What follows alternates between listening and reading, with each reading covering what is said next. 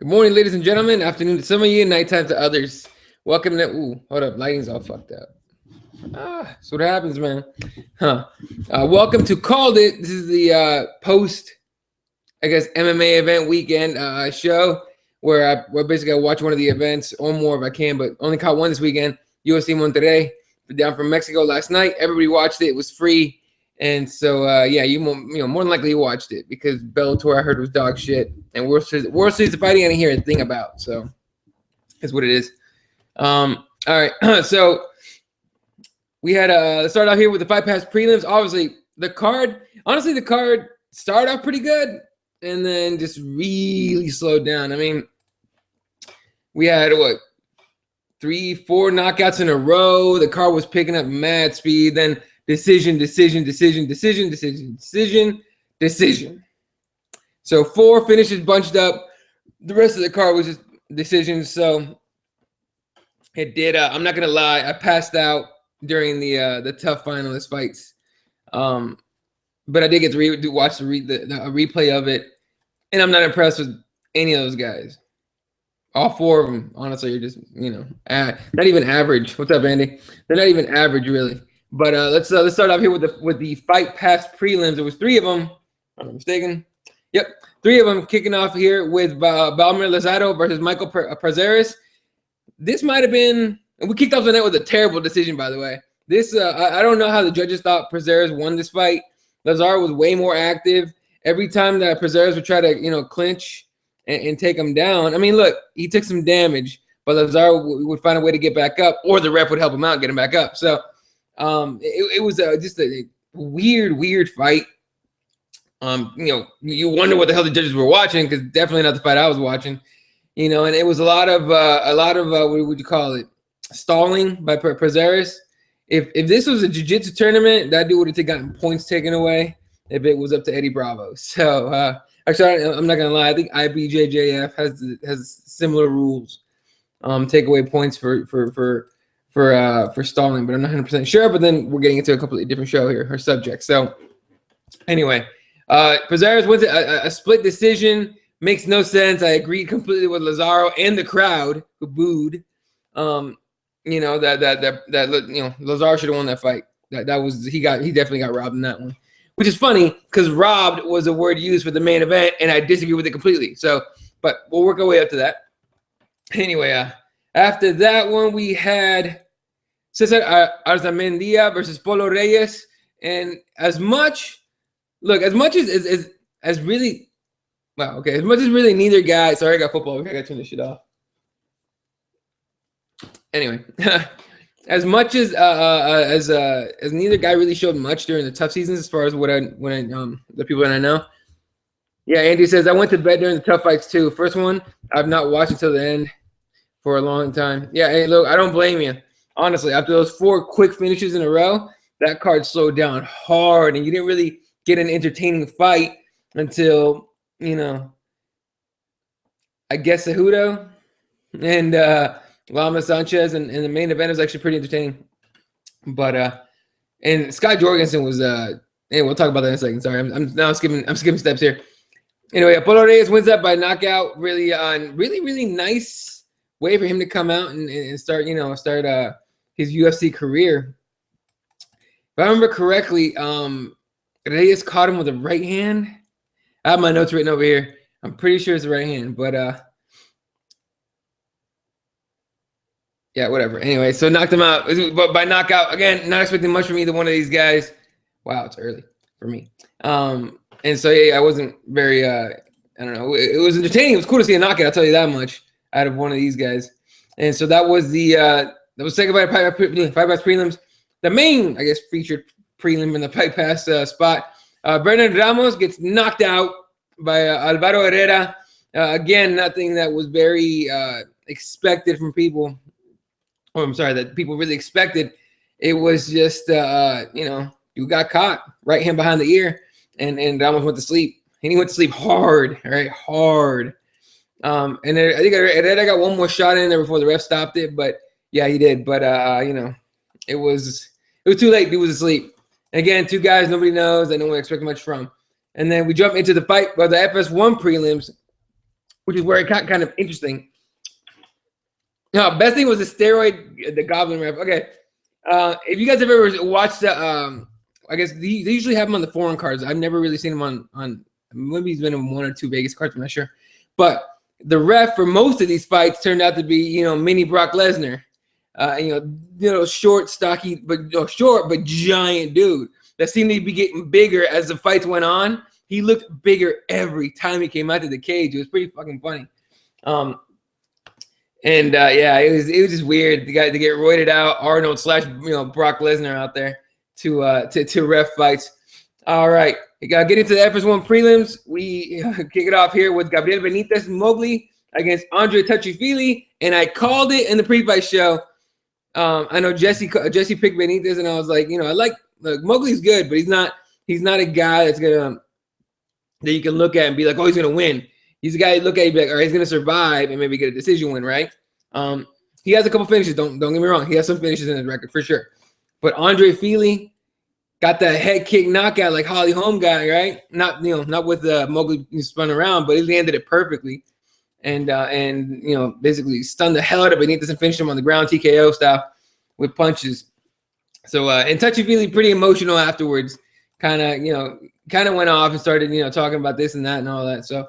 It was a good fight. It was fun to watch. I guess Mowgli, young guy, just starting the UFC. Andre Feely been around a little bit, and of course, what do you expect from a Team Alpha Male guy than to be able to knock dudes out? Anyway, and he got his jiu-jitsu belt around his neck. All right, after that, we get this. You want to talk about controversial? This is straight up fucked up. Alejandro Perez beat Scott Jorgensen via TKO.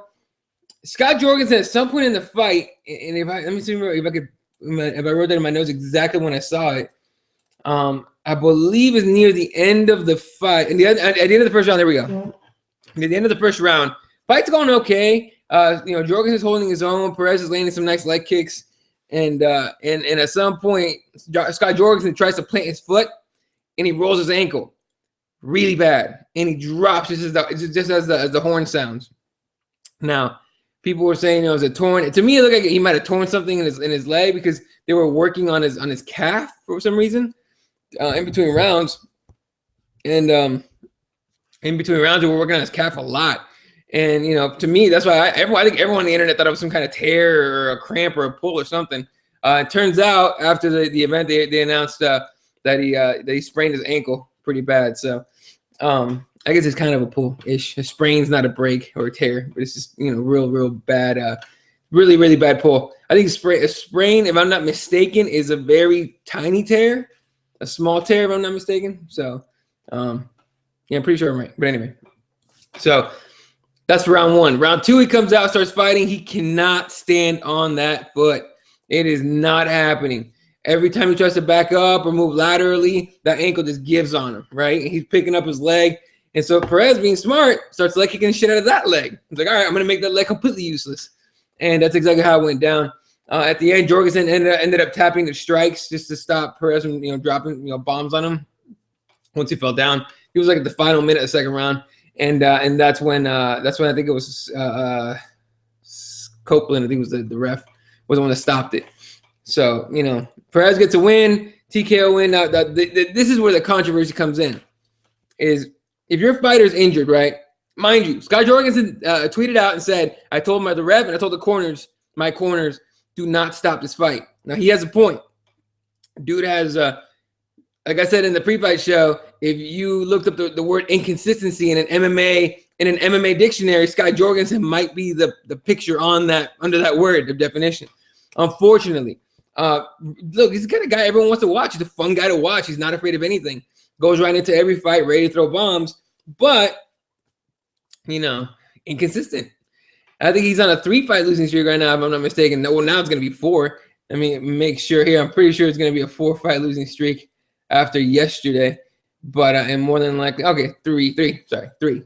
Losses to Wilson Heiss, Manny Gamburian, and Alejandro Perez. So dude's more than likely out of the UFC. I don't see how they're gonna, unless they can keep whatever they want, but they're gonna start getting a lot of shit about other fighters getting released. So, but one of those guys that has been in the UFC long enough to probably pull up at people's heartstrings, right? because everyone likes a Sky Jorgensen fight. Dude comes to fight every time. So again, the question becomes: should his corners have stopped the fight, or should the ref have stopped the fight? The way I understand it is it's up to the ref to stop that fight, right? Corners can throw the towel if they want to, but it's the ref's job for the well-being of the combatants, of the fighters. So the fact that the ref saw it over and over and over again, saw it was a problem, and didn't do anything, I guess you could almost put like the same. Well, people are arguing it's like 50-50 corner, and the ref are at fault for this. I give it more to the ref. His job is fighter safety, plain and simple. Literally, his job is fighter safety, and to make sure the guys follow the rules. So Andrew said his corner told him not to use his leg. First thing he did was throw a double knee. Yeah. So it's Scott was throwing kicks with that foot too. I was like, God damn, with that leg. Like, dude, what? All right, well, I don't know what you're doing, but I was bad.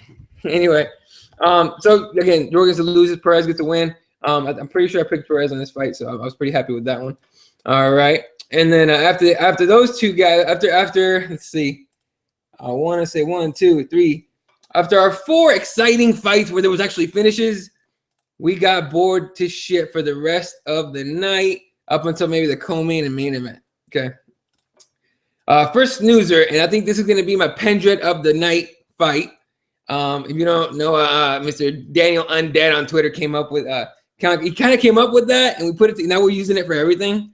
So anytime there's a boring ass fight, we're calling it Pendred of the night. And I know Mr. Don Manos don't like that, but he's a big Pendred fan for some reason. He likes Pendred. But anyway, Hector Urbina loses to Bartosz Fabinski. Fabinski laid on the guy. It was take down, lay on him, do nothing. Take down, lay on him, do nothing. Urbina will get back up and look, to Urbina's credit, dude went for submissions over and over and over and over again. Couldn't get anything down. And Fabinski basically just outscored him with takedowns. That's literally the entire fight. There was almost pretty much nothing exciting about that fight.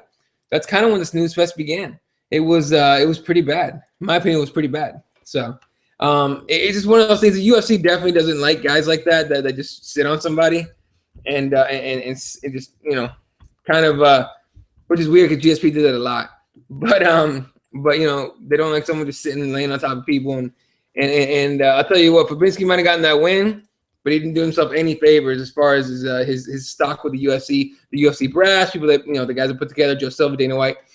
He did not do much on that, especially like not the way, for example, Sky Jorgensen, lost a bunch of fights, but still exciting enough for the UFC to be like, yeah, come back, fuck you, you fight well, you're a fun guy to watch. So, and by the way, if I remember correctly, I think Andre Fili got a bonus. I think I didn't watch the post-fight press conference. It was like freaking. I was out hard. I mean, I passed out for those for the 2 tough fights, and I woke back up during this Hudo fight somehow. And I was not staying awake for that press conference. Hell no. So yeah, that's kind of where we were at on that. All right, the feature prelim here. Eric Perez, who by the way is from Monterrey, Mexico, so he was literally in his hometown fighting. Very emotional obviously for him. He gets the win over Taylor Lapilus. Taylor Lapilus was a bad matchup for him, and I said that before. I said that in the pre-fight show. I said it's a bad matchup. The guy who was supposed to fight originally, I don't remember his name, was a way better fight for him. This is going to be a hard fight for Perez. The guy was bigger. I think it was longer than Perez.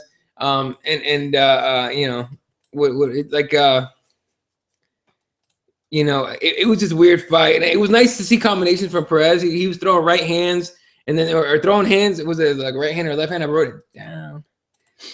Yeah, he was throwing right hands and trying to follow with kicks, with head kicks. Right, the way you kind of hide the kick behind your punches, the way Holly Holm does it, and you hide your kicks behind your punches. And he was doing pretty well, but the kick kept getting blocked. Lapilus knew that shit was coming, and there was a whole lot of grappling in this one. Perez was in a lot of trouble for a lot of that fight. For at least the first round, he was in trouble. The second round, he got in trouble again. I think Lapilus tried to get a guillotine, but it wasn't a tight choke, and then Perez obviously able to get out. And then Perez at the end of it, near the end, he was like maybe like 60 seconds left, a minute left in the fight. Perez gets out, gets on top, starts dropping bombs on Lapilas's body. You could tell he was causing some damage. Lapilas's face started changing, like, oh shit, my ribs and all that. So that was a good round for Perez. And at the end, it was just too much Perez. Perez was not going to be denied. Would have been nice to see a finish. I know Perez definitely wanted to finish, but in the post-fight interview, dude got super emotional. Thanking everybody, saying, he was so grateful for the reception that his hometown and his people gave him. He was crying. He's like, thank you so much for receiving me such a beautiful way, and that he choked up. So it was beautiful to see. I mean, Perez is one of those guys. For example, like I always say it, fucking Brian Caraway fish hooking dudes. He's the guy that got fish hooked. So nice to see him, get a win back. Would have been really nice to see a finish of some sort with him, especially with Perez. But you get a win, you take the win, take the W. So, all right, now we're gonna talk some main card here, and it was, again, after those 4 finishes, man, there was not much exciting stuff going on until the co-main and main. The first fight, Efrain Escudero versus Leandro Silva. Lots of what would I say? I mean, there was plenty of striking, honestly. Escudero's striking has actually improved, and I didn't think it would happen because he's always been one of those guys. He's always going to be a mid-card guy. By the way, he's always going to be a mid-card guy. You're never going to see him fight for a title unless like 5 or 6 people get injured all at once, right? So the first round, Silva pretty much controlled, on his own, landing nice shots and all that. And then in the second round, Silva used the front kick real well, trying to keep Escudero away from him. And Escudero was trying to get in close, trying to put pressure on, trying to take him down, trying to land body shots. I think he did. Escudero did end up taking him down at the end. At the second round, just kept him down there. And that pretty much won Escudero the round. And at the end, just too much Silva. And I don't know how Escudero thought. And by the way, Escudero was in deep shit. I'm pretty sure Silva got on his back, so I tried to choke him out. And at the end, Leandro Silva wins the unanimous decision. 100% agree with it. One thing that was weird is Escudero actually thinking he won the fight. Now, mind you, if you've gone through all that shit, all that war, you probably did think it was a fight. Thank you, Mike. Mike Jarvis tweets me the picture of the fish hook from Brian Caraway on Eric Perez. That shit looks super intentional. I don't care what anyone says. That shit looks intentional as hell. So fuck that. Yeah. So anyway, again, Escudero, put his hands up. He actually thought he won. He was upset. He was really upset. I'm pretty sure if he went back, him and his coach went back and watched it, he recognized that he didn't win. But again, he's one of those guys who's been in and out of the UFC and everything, and he, every fight matters for this guy, 100% all the time. He needs every win he can get because, even when he came back, he was already on thin ice. So, all right. After those two, we get the first of the Tough Latin America 2 finalists. Yeah, finalists. Yeah. First ones, these guys were, I believe they were lightweights. More than likely, well, they're both for sure going to drop down. One of them is easily a 135er. The winner, Enrique Barzola, easily a 135er. Horacio Gutierrez is probably going to go down to 145, regardless of whether he stays in the UFC or not. But Barzola was not the favorite in this one, I don't think. I didn't look up the odds for those fights, but Barzola was, tiny. And Horacio Gutierrez is a very heavy-handed, aggressive striker. And, he should have been able to keep Barzola at bay with a jab of some kind. Couldn't do it. Barzola took his ass down over and over and over again. Easy fight for Barzola. Grind out, just get him on the ground. And he's the lightweight tough winner. Again, that guy's easily 135. There's no way he stays at 155. So then after them, we get the welterweight finalists. Eric Montaño, who's brother of Augusto Montaño, also has fought, I think, twice on the UFC on Mexican cards. Won the first one, lost the second one, and tested positive for, I think, steroids or something. And he faced the Spaniard Enrique Marin and ended up winning a decision. To me, it was a little, I don't know. To me, it was way too close, I thought for sure Marin won the fight. I had a score for Marine, and I don't think Montaño won any of those rounds. Somehow, okay, they're in Mexico. That's how it happened. But he gets the split decision win, if I'm not mistaken. Yeah, I disagree 100%. The Spaniard won. He should have won. He got robbed. So, and the thing is, the Mexican crowd. This is how funny it was. The Mexican won, and they booed. But not only did they boo because and just from the replay that I watched the replay and then I watched a highlight video they put together. It was not a good fight and not fun to watch. Mostly because they know each other that well, so they know how to stall each other. But they train together and tough. They're actually friends. But they booed the decision and everything. So they booed a boring fight. They booed the bad decision. So they understood what was going on. And by the way, this, if I'm not mistaken, actually, no, I'm not mistaken. That Australian stadium was huge, right? This Mexican stadium is small. It's not that big. It's not even anywhere near that big. And they were blowing up, freaking out. And now, most people were on Twitter saying, "Oh, what the hell? This Mexican crowd is way better than the Australian crowd. The Australian crowd was, sucked or whatever." Hold your horses. The Australians, I think, my opinion, of course, it's my opinion. I think the Australians are just that polite. They're watching a performance. They're watching theater, in front of them. That's kind of how they do. They're quiet, let it happen, cheer when things happen, boo when things don't.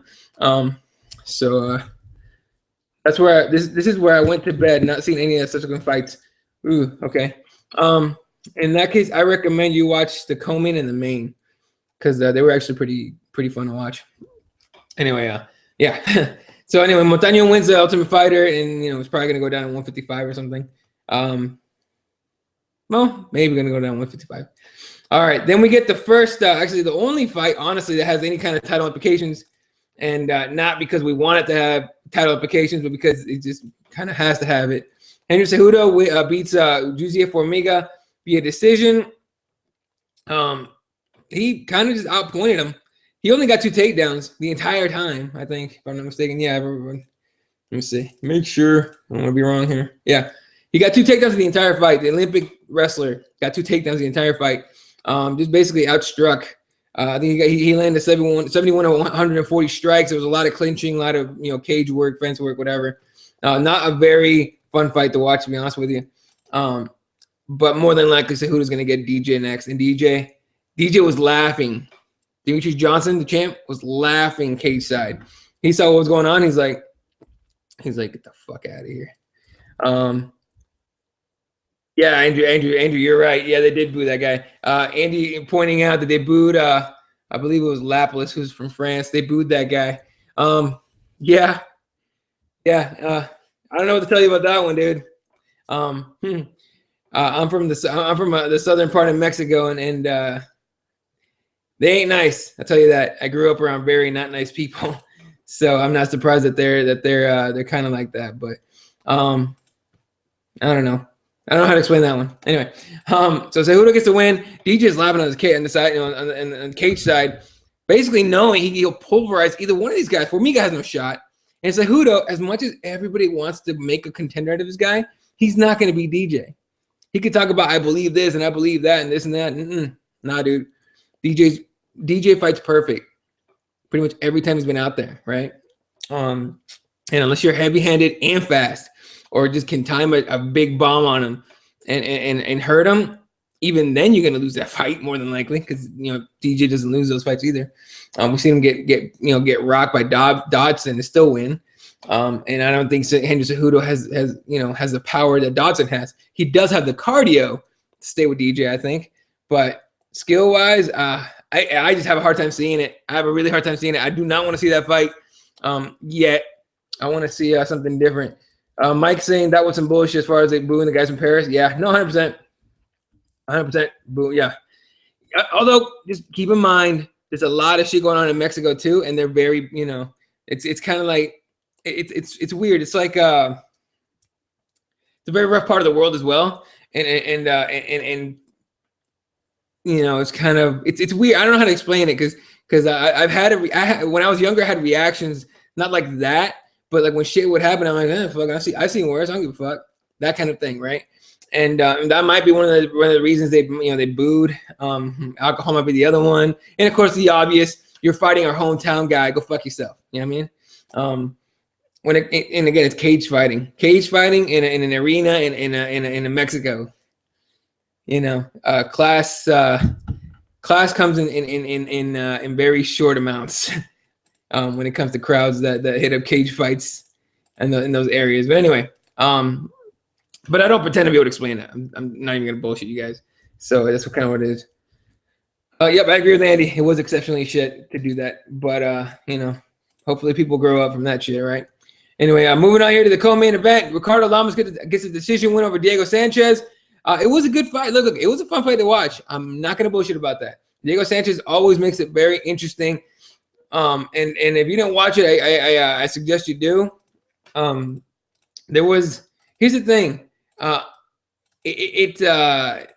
Sanchez would he after he realized he was losing, he started doing the whole, hey, come on. He wanted to brawl. Lamas wasn't playing that shit.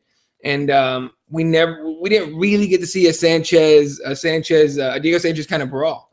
And Lamas basically cleaned house, took all 3 rounds, easy, wasn't even a problem. He did hurt. There was a bit of blood. Sanchez did get hurt a couple times. Lamas dropped a couple back fists that cut Sanchez. I think he had a cut over his eye, if I'm not mistaken. Yeah, I mean, that's kind of it. So people saying, oh, this could be fight of the year. No. Mm-mm. Did you not watch Lawler, Rory McDonald? It's like, oh, this is this fight of the night. At that point, I could almost agree with that, almost, right? I definitely didn't think the next one was going to do it, but it did. But here's the thing, Diego Sanchez, man, this drop to 145 did not do him any favors. He did not look to me, he wasn't as strong. To me, he wasn't the same Diego Sanchez we've seen, for years now. And to me, I think he needs to just stay at 155, and I hate to say it, just kind of put on exciting fights and get paid. He's got no shot at a title at this point. I mean, let's look at his record. It's peppered.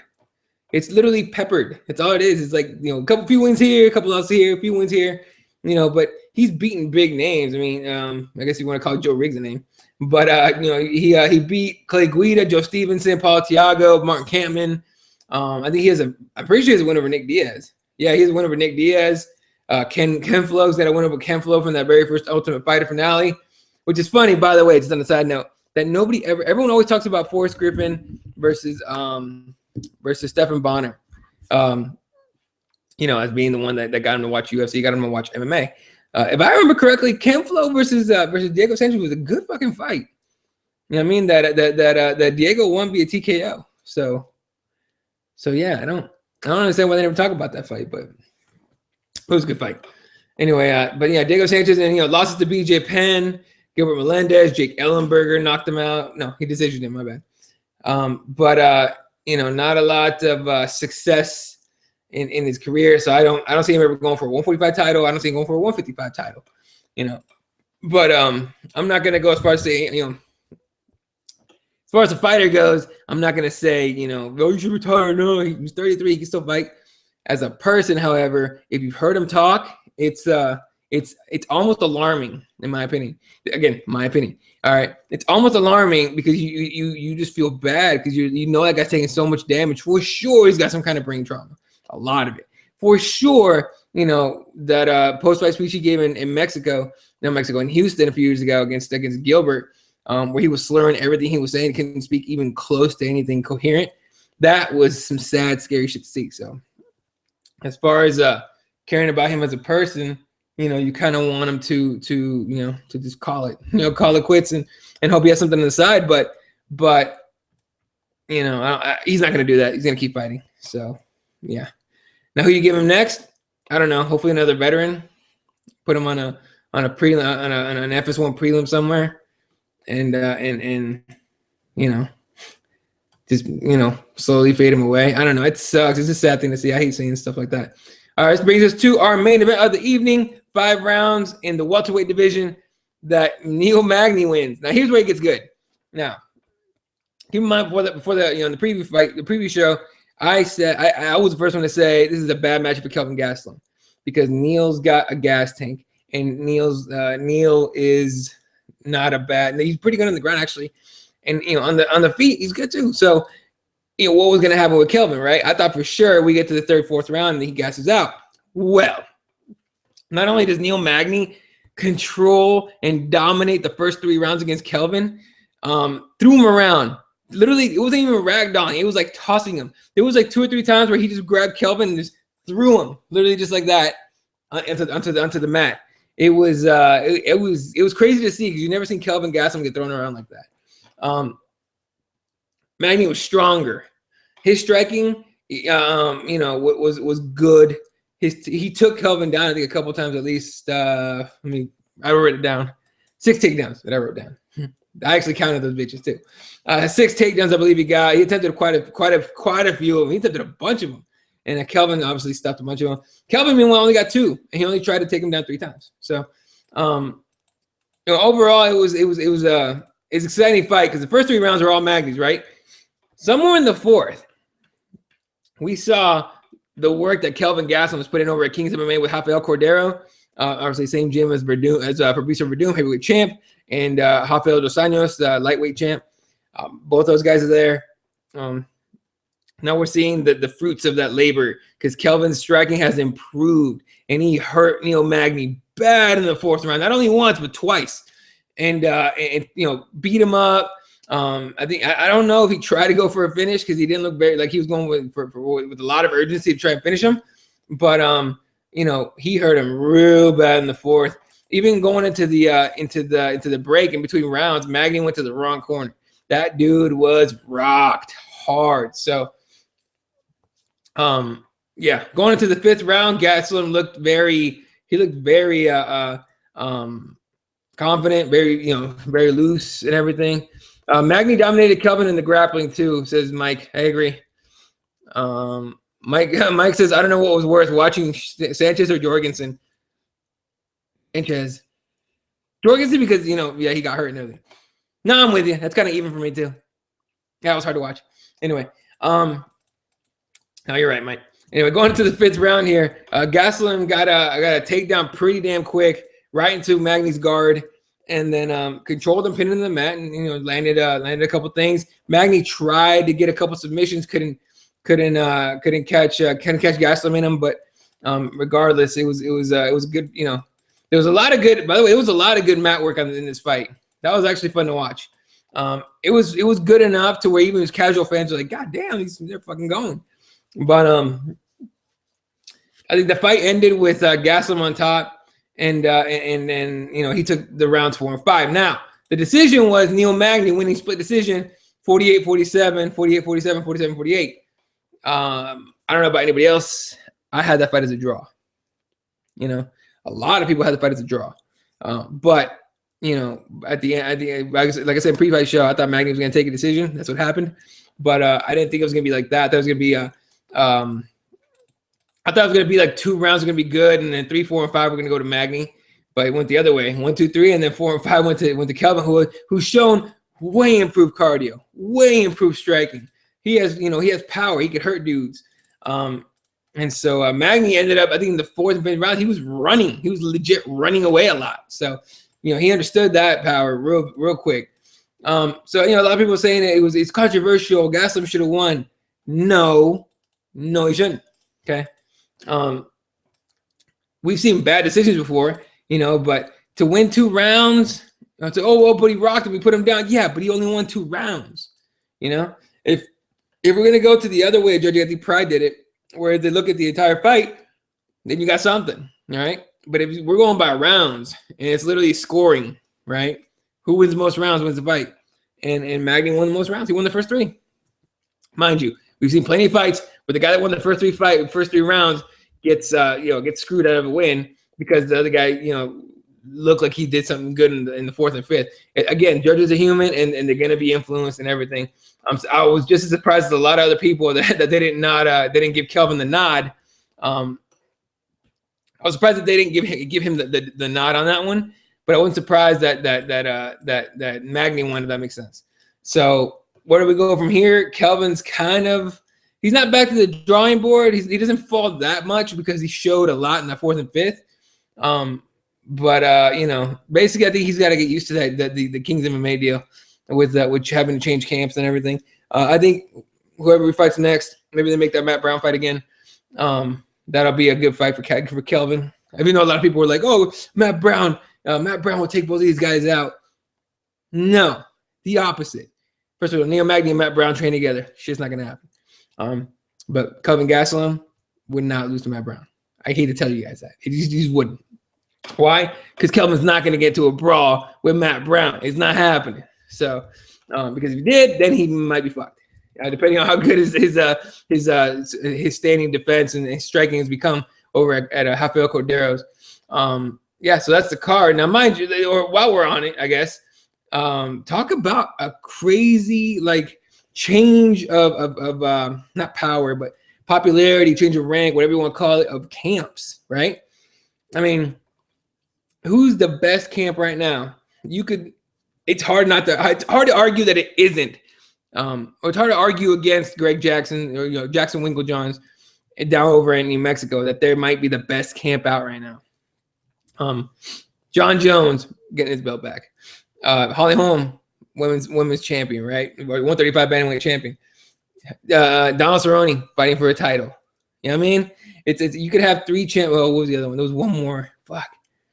There was one more guy, and I know Mike sent me that picture the other day. Kelvin did nothing after he had Magny hurt. Exactly what was the problem, too. That was the other problem. I think if he would have tried to finish him, I think he could have. Whoa, what the fuck?